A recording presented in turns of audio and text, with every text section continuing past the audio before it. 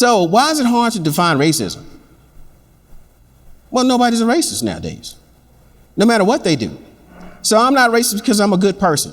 Because racists are bad people, I'm a good person, so therefore I'm not racist.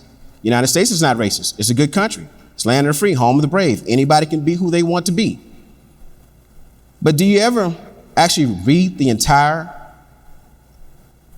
song to hear all the verses of that song that we use as our national anthem? Read the rest of it. There's a reason we cut out the other verses.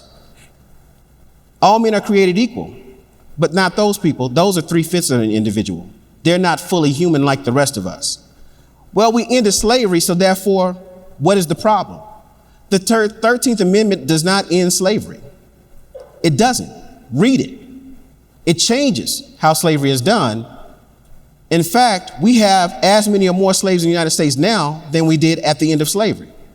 Because incarceration is slavery, and there are more black men incarcerated in there per capita than the rest of the United States. But then Hispanics, Asians, and mostly whites are going to be slaves at this time right now as well.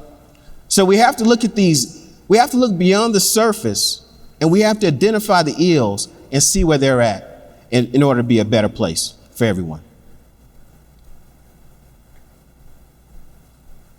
So we have to recognize privilege and biases and stereotypes, and we have to work to get to that cultural humility of recognizing those cultural issues, the microaggressions, the macroaggressions, the systemic issues that are in fact impacting us as a country in order for us to get better.